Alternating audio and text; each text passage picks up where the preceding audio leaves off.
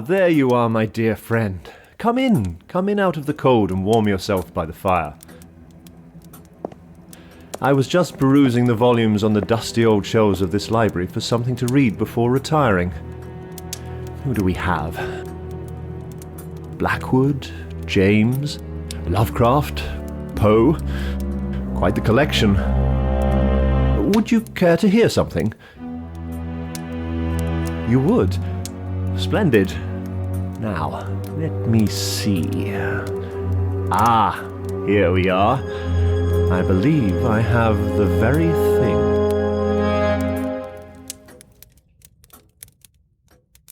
The Empty House by Algernon Blackwood. Certain houses, like certain people, manage somehow to proclaim at once their character for evil. In the case of the latter, no particular feature need betray them. They may boast an open countenance and an ingenuous smile, and yet a little of their company leaves the unalterable conviction that there is something radically amiss with their being, that they are evil. Willy-nilly they seem to communicate an atmosphere of secret and wicked thoughts, which makes those in their immediate neighbourhood shrink from them as from a thing diseased. And perhaps with houses the same principle is operative, and it is the aroma of evil deeds committed under a particular roof long after the evil-doers have passed away that makes the goose-flesh come and the hair rise. Something of the original passion of the evil-doer and of the horror felt by his victim enters the heart of the innocent watcher, and he becomes suddenly conscious of tingling nerves, creeping skin, and a chilling of the blood. He is terror-stricken without apparent cause. There was manifestly nothing in the external appearance of this particular house to bear out the tales of horror that was said to reign within. It was neither lonely nor unkempt. It stood crowded into a corner of the square and looked exactly like the houses on either side of it. It had the same number of windows as its neighbours, the same balcony overlooking the gardens, the same white steps leading up to the heavy black front door, and in the rear there was the same narrow strip of green with neat box borders running up to the wall that divided it from the backs of the adjoining houses. Apparently, too, the number of chimney-pots on the roof was the same, the breadth and angle of the eaves, and even the height of the dirty area railings. And yet this house in the square that seemed precisely similar to its 50 ugly neighbours was as a matter of fact entirely different. Horribly different. Wherein lay this marked, invisible difference is impossible to say. It cannot be ascribed wholly to the imagination, because persons who had spent some time in the house, knowing nothing of the facts, had declared positively that certain rooms were so disagreeable that they would rather die than enter them again, and that the atmosphere of the whole house produced in them symptoms of a genuine terror, while the series of innocent tenants who had tried to live in it and been forced to decamp at the shortest possible notice was indeed little less than a scandal in the town. When Shorthouse arrived to pay a weekend visit to his Aunt Julia in her little house on the seafront at the other end of the town, he found her charged to the brim with mystery and excitement. He had only received her telegram that morning, and he had come anticipating boredom, but the moment he touched her hand and kissed her apple-skin-wrinkled cheek, he caught the first wave of her electrical condition. The impression deepened when he learned that there were to be no other visitors, and that he had been telegraphed for with a very special object. Something was in the wind, and the something would doubtless bear fruit, for this elderly spinster aunt, with a mania for psychical research, had brains as well as willpower, and by hook or by crook she usually managed to accomplish her ends. The revelation was made soon after tea, when she sidled close up to him as they paced slowly along the sea-front in the dusk. "I've got the keys," she announced in a delighted yet half-awesome voice. "Got them till Monday." "The keys of the bathing machine, or?" he asked innocently, looking from the sea to the town. Nothing brought her so quickly to the point as feigning stupidity. "Neither," she whispered. "I've got the keys of the haunted house in the square, and I'm going there tonight." Shorthouse was conscious of the slightest possible tremor down his back. He dropped his teasing tone. Something in her voice and manner thrilled him. She was in earnest. "But you can't go alone," he began. "That's why I wired for you," she said with decision. He turned to look at her. The ugly, lined, enigmatical face was alive with excitement. There was the glow of genuine enthusiasm round it like a halo. The eyes shone. He caught another wave of her excitement, and a second tremor, more marked than the first, accompanied it. "Thanks, Aunt Julia," he said politely. "Thanks awfully." "I should not dare to go quite alone," she went on, raising her voice. "But with you I should enjoy it immensely. You're afraid of nothing, I know." "Thanks so much," he said again. Is anything likely to happen?" "A great deal has happened," she whispered, "though it's been most cleverly hushed up. 3 tenants have come and gone in the last few months, and the house is said to be empty for good now." In spite of himself, Shorthouse became interested. His aunt was so very much in earnest. "The house is very old indeed," she went on, "and the story, an unpleasant one, dates a long way back. It has to do with a murder committed by a jealous stableman who had some affair with a servant in the house.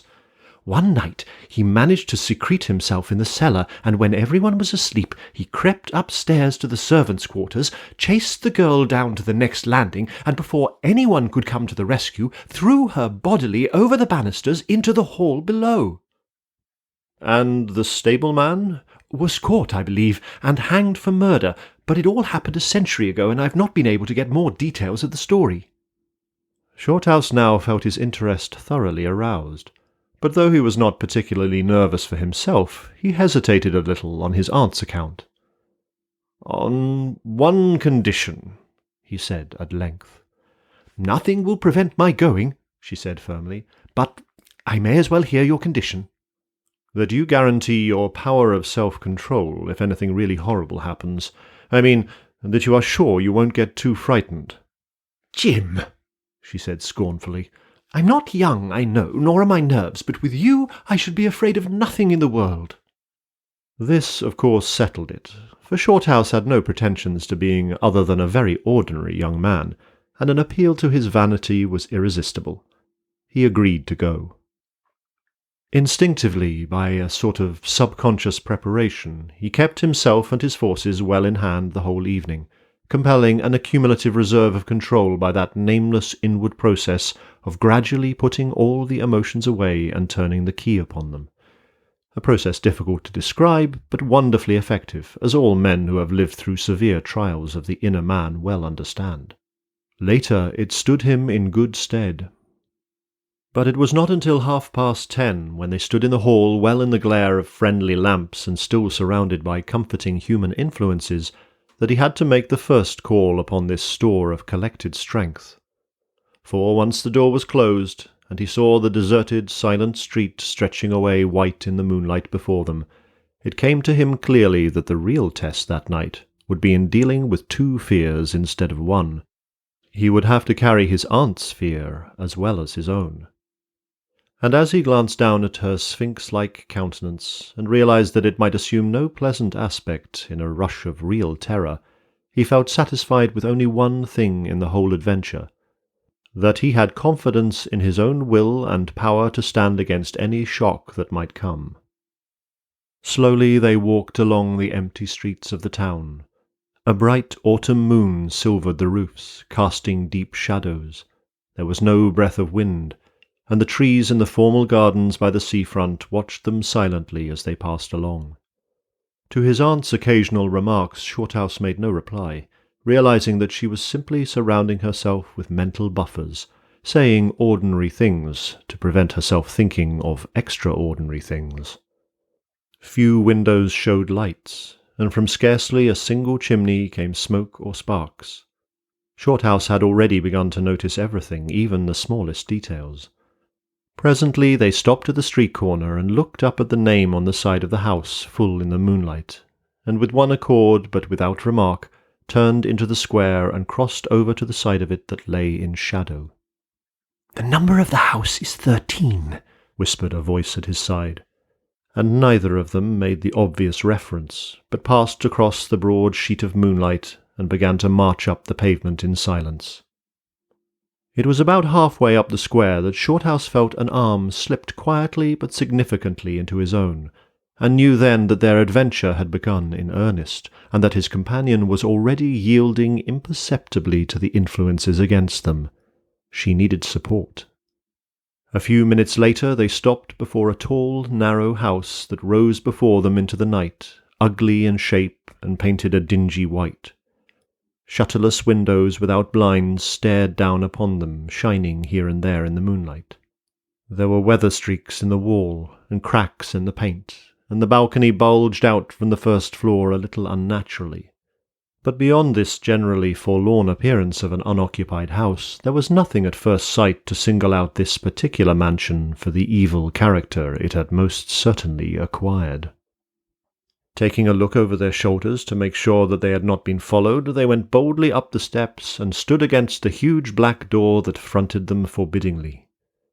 But the first wave of nervousness was now upon them, and Shorthouse fumbled a long time with the key before he could fit it into the lock at all. For a moment, if truth be told, they both hoped it would not open, for they were a prey to various unpleasant emotions as they stood there on the threshold of their ghostly adventure. Shorthouse, shuffling with the key and hampered by the steady weight on his arm, certainly felt the solemnity of the moment. It was as if the whole world, for all experience seemed at that instant concentrated in his consciousness, were listening to the grating noise of that key. A stray puff of wind wandering down the empty street woke a momentary rustling in the trees behind them, but otherwise this rattling of the key was the only sound audible, and at last it turned in the lock, and the heavy door swung open and revealed a yawning gulf of darkness beyond. With a last glance at the moonlit square, they quickly passed in, and the door slammed behind them with a roar that echoed prodigiously through empty halls and passages. But instantly with the echoes, another sound made itself heard, and Aunt Julia leaned suddenly so heavily upon him that he had to take a step backwards to save himself from falling. A man had coughed close beside them, so close that it seemed they must have been actually by his side in the darkness. With the possibility of practical jokes in his mind, Shorthouse at once swung his heavy stick in the direction of the sound, but it met nothing more solid than air. He heard his aunt give a little gasp beside him. "There's someone here," she whispered. "I heard him." "Be quiet," he said sternly. "It was nothing but the noise of the front door." "Oh, get a light, quick," she added, as her nephew, fumbling with a box of matches, opened it upside down and let them all fall with a rattle onto the stone floor. The sound, however, was not repeated, and there was no evidence of retreating footsteps. In another minute they had a candle burning, using an empty end of a cigar case as a holder, and when the first flare had died down, he held the impromptu lamp aloft and surveyed the scene. And it was dreary enough in all conscience, for there is nothing more desolate in all the abodes of men than an unfurnished house, dimly lit, silent, and forsaken, and yet tenanted by rumour with the memories of evil and violent histories. They were standing in a wide hallway. On their left was the open door of a spacious dining room, and in front the hall ran, ever narrowing into a long, dark passage that led apparently to the top of the kitchen stairs. The broad, uncarpeted staircase rose in a sweep before them, everywhere draped in shadows except for a single spot about halfway up, where the moonlight came in through the window and fell on a bright patch on the boards. This shaft of light shed a faint radiance above and below it, lending to the objects within its reach a misty outline that was infinitely more suggestive and ghostly than complete darkness. Filtered moonlight always seems to paint faces on the surrounding gloom, and as Shorthouse peered up into the well of darkness and thought of the countless empty rooms and passages in the upper part of the old house, he caught himself longing again for the safety of the moonlit square, or the cosy, bright drawing-room they had left an hour before. Then, realizing that these thoughts were dangerous, he thrust them away again and summoned all his energy for concentration on the present. "Aunt Julia," he said aloud severely, We must now go through the house from top to bottom and make a thorough search." The echoes of his voice died away slowly all over the building, and in the intense silence that followed he turned to look at her. In the candlelight he saw that her face was already ghastly pale, but she dropped his arm for a moment and said in a whisper, stepping close in front of him, "I agree. We must be sure there's no one hiding. That's the first thing." She spoke with evident effort, and he looked at her with admiration. "You feel quite sure of yourself? It's not too late." "I think so," she whispered, her eyes shifting nervously toward the shadows behind. "Quite sure. Only one thing." "What's that?" "You must never leave me alone for an instant." "As long as you understand that any sound or appearance must be investigated at once, for to hesitate means to admit fear, that is fatal." "Agreed," she said, a little shakily after a moment's hesitation. "I'll try." Arm in arm, Shorthouse holding the dripping candle and the stick, while his aunt carried the cloak over her shoulders, figures of utter comedy to all but themselves, they began a systematic search. Stealthily, walking on tiptoe and shading the candle lest it should betray their presence through the shutterless windows, they went first into the big dining-room. There was not a stick of furniture to be seen. Bare walls, ugly mantelpieces, and empty grates stared at them. Everything, they felt, resented their intrusion, watching them as it were with veiled eyes. Whispers followed them. Shadows flitted noiselessly to right and left. Something seemed ever at their back, watching, waiting an opportunity to do them injury. There was the inevitable sense that operations which went on when the room was empty had been temporarily suspended till they were well out of the way again. The whole dark interior of the old building seemed to become a malignant presence that rose up, warning them to desist and mind their own business. Every moment the strain on the nerves increased. Out of the gloomy dining-room they passed through large folding doors into a sort of library or smoking-room wrapped equally in silence, darkness, and dust. And from this they regained the hall near the top of the back stairs. Here a pitch-black tunnel opened before them into the lower regions, and, it must be confessed, they hesitated. But only for a minute. With the worst of the night still to come, it was essential to turn from nothing. Aunt Julia stumbled at the top step of the dark descent, ill-lit by the flickering candle, and even Shorthouse felt at least half the decision go out of his legs. "Come on," he said peremptorily, and his voice ran on and lost itself in the dark, empty spaces below. "I'm coming," she faltered, catching his arm with unnecessary violence. They went a little unsteadily down the stone steps, a cold, damp air meeting them in the face, close and malodorous. The kitchen into which the stairs led along a long passage was large, with a lofty ceiling. Several doors opened out of it, some into cupboards with empty jars still standing on the shelves, and others into horrible little ghostly back offices, each colder and less inviting than the last. Black beetles scurried over the floor, and once, when they knocked against a deal table standing in a corner, something about the size of a cat jumped down with a rush and fled, scampering across the stone floor into the darkness. Everywhere there was a sense of recent occupation, an impression of sadness and gloom. Leaving the main kitchen, they next went towards the scullery. The door was standing ajar, and as they pushed it open to its full extent, Aunt Julia uttered a piercing scream, which she instantly tried to stifle by placing her hand over her mouth. For a second Shorthouse stood stock still, catching his breath. He felt as if his spine had suddenly become hollow, and someone had filled it with particles of ice. Facing them, directly in their way between the doorposts, stood the figure of a woman. She had dishevelled hair and wildly staring eyes, and her face was terrified and white as death. She stood there motionless for the space of a single second. Then the candle flickered, and she was gone utterly, and the door framed nothing but empty darkness. "Only the beastly jumping candlelight," he said quickly, in a voice that sounded like someone else's and was only half under control. "Come on, Aunt. There's nothing there." He dragged her forward.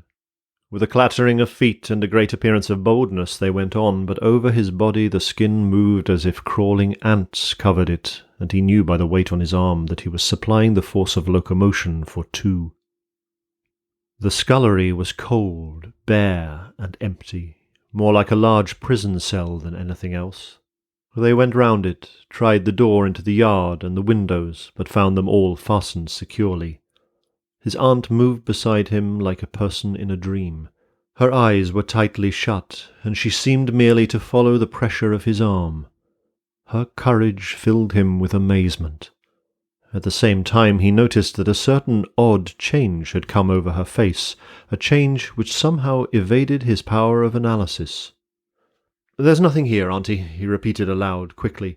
"Let's go upstairs and see the rest of the house. Then we'll choose a room to wait up in."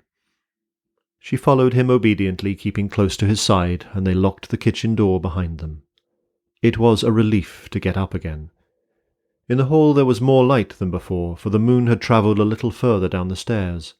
Cautiously they began to go up into the dark vault of the upper house, the boards creaking under their weight.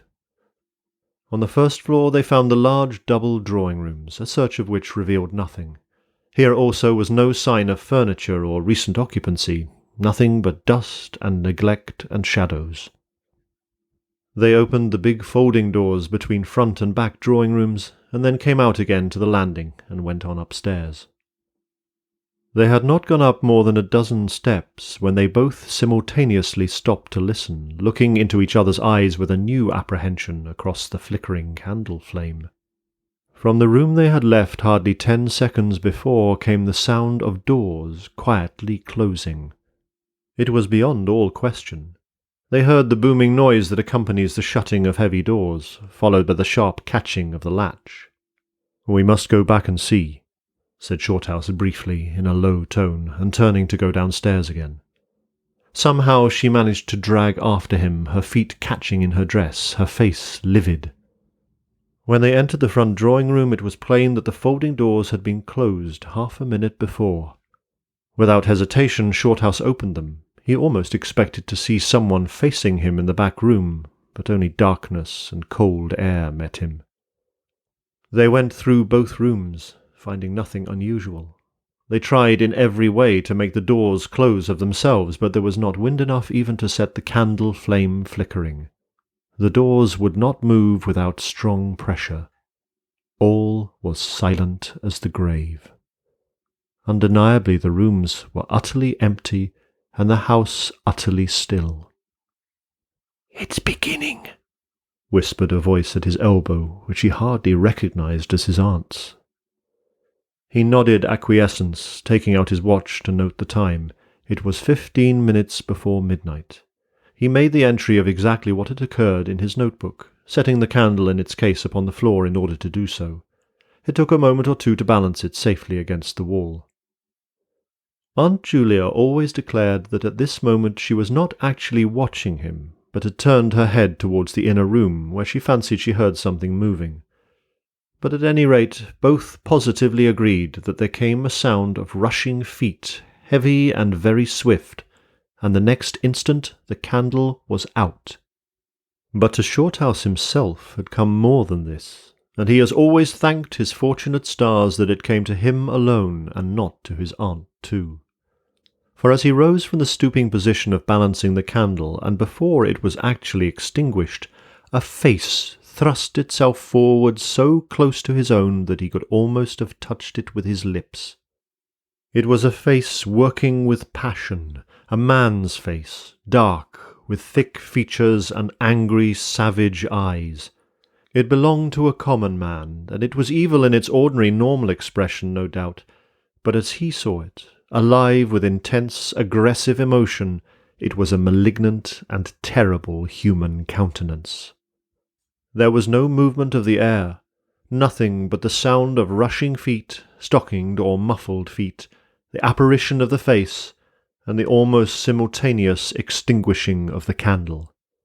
In spite of himself, Shorthouse uttered a little cry, nearly losing his balance as his aunt clung to him with her whole weight in one moment of real, uncontrollable terror.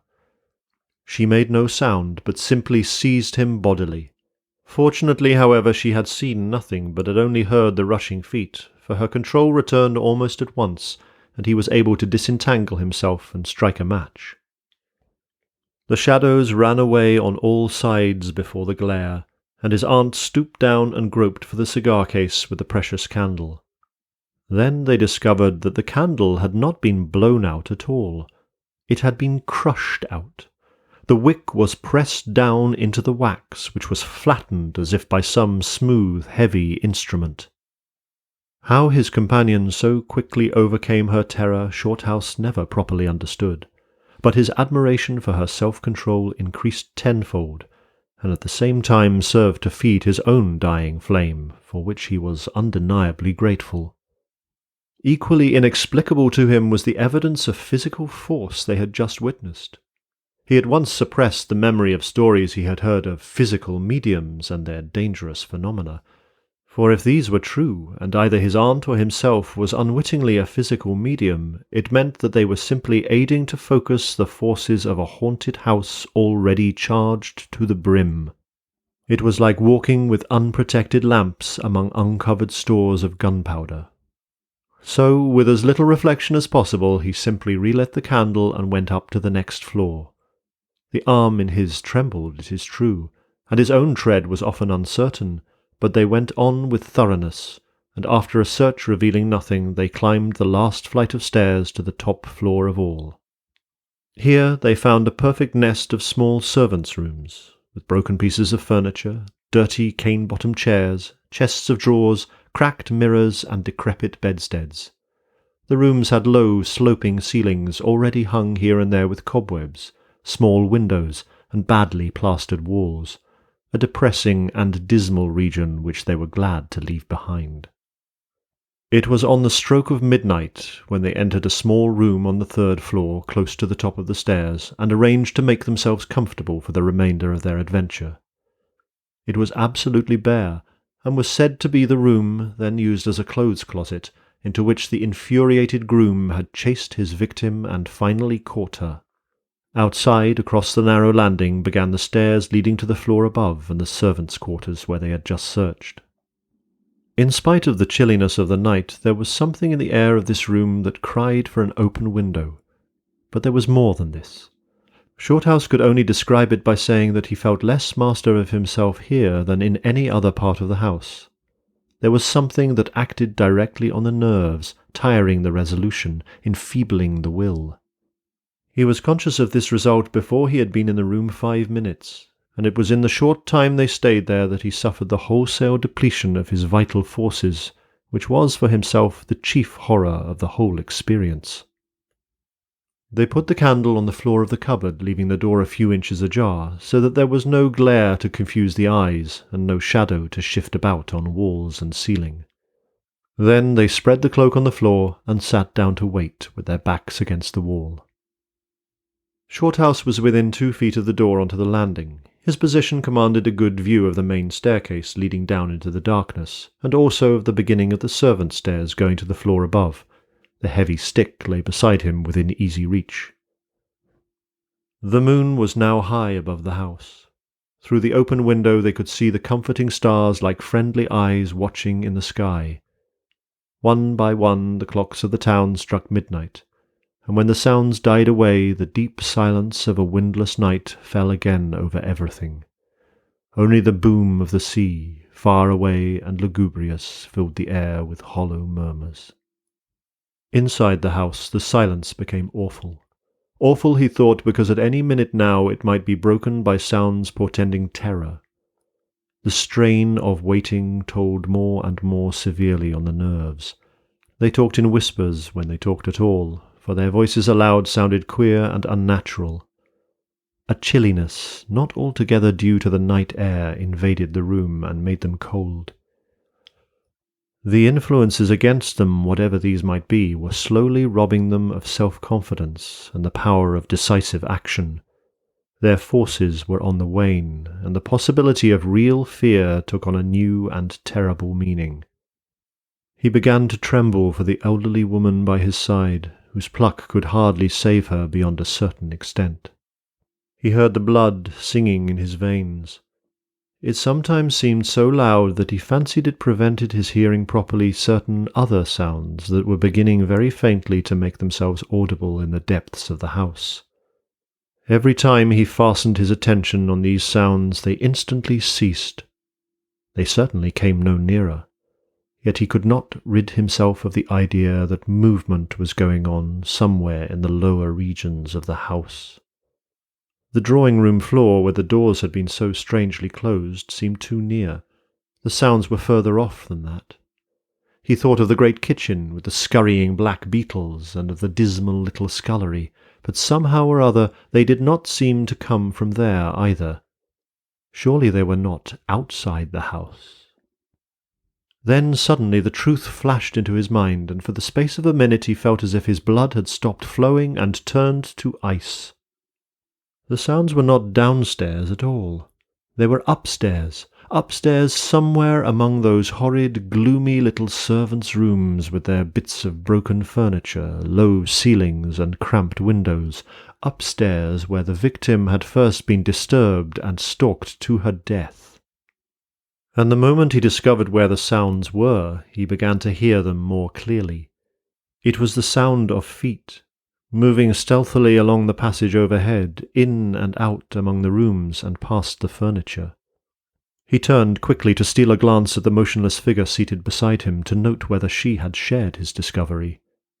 The faint candlelight coming through the crack in the cupboard door threw her strongly marked face into vivid relief against the white of the wall. But it was something else that made him catch his breath and stare again. An extraordinary something had come into her face and seemed to spread over her features like a mask. It smoothed out the deep lines and drew the skin everywhere a little tighter so that the wrinkles disappeared. It brought into the face, with the sole exception of the old eyes, an appearance of youth and almost of childhood. He stared in speechless amazement that was dangerously near to horror. It was his aunt's face indeed, but it was her face of 40 years ago, the vacant, innocent face of a girl. He had heard stories of that strange effect of terror which could wipe a human countenance clean of other emotions, obliterating all previous expressions. But he had never realized that it could be literally true, or could mean anything so simply horrible as what he now saw. For the dreadful signature of overmastering fear was written plainly in that utter vacancy of the girlish face beside him, and when, feeling his intense gaze, she turned to look at him, he instinctively closed his eyes tightly to shut out the sight. Yet when he turned a minute later, his feelings well in hand, he saw to his intense relief another expression. His aunt was smiling, and though the face was deathly white, the awful veil had lifted and the normal look was returning. "Anything wrong?" was all he could think of to say at the moment, and the answer was eloquent, coming from such a woman. "I feel cold and a little frightened," she whispered. He offered to close the window, but she seized hold of him and begged him not to leave her side even for an instant. "It's upstairs, I know," she whispered, with an odd half-laugh, "but I can't possibly go up." But Shorthouse thought otherwise, knowing that in action lay their best hope of self-control. He took out the brandy flask and poured out a glass of neat spirit, stiff enough to help anybody over anything. She swallowed it with a little shiver. His only idea now was to get out of the house before her collapse became inevitable, but this could not safely be done by turning tail and running from the enemy. Inaction was no longer possible. Every minute he was growing less master of himself, and desperate, aggressive measures were imperative without further delay. Moreover, the action must be taken towards the enemy, not away from it. The climax, if necessary and unavoidable, would have to be faced boldly. He could do it now, but in 10 minutes he might not have the force left to act for himself, much less for both. Upstairs, the sounds were meanwhile becoming louder and closer, accompanied by occasional creaking of the boards. Someone was moving stealthily about, stumbling now and then awkwardly against the furniture. Waiting a few moments to allow the tremendous dose of spirits to produce its effect, and knowing this would last but a short time under the circumstances, Shorthouse then quietly got on his feet, saying in a determined voice, "Now, Aunt Julia, we'll go upstairs and find out what all this noise is about. You must come too. It's what we agreed." He picked up his stick and went to the cupboard for the candle. A limp form rose shakily beside him, breathing hard, and he heard a voice say very lightly something about being ready to come. The woman's courage amazed him. It was so much greater than his own, and as they advanced, holding aloft the dripping candle, some subtle force exhaled from this trembling, white-faced old woman at his side that was the true source of his inspiration. It held something really great that shamed him, and gave him the support without which he would have proved far less equal to the occasion. They crossed the dark landing, avoiding with their eyes the deep black space above the banisters. Then they began to mount the narrow staircase to meet the sounds which, minute by minute, grew louder and nearer. About halfway up the stairs, Aunt Julia stumbled, and Shorthouse turned to catch her by the arm, and just at that moment there came a terrific crash in the servants' corridor overhead. It was instantly followed by a shrill, agonized scream that was a cry of terror and a cry for help melted into one.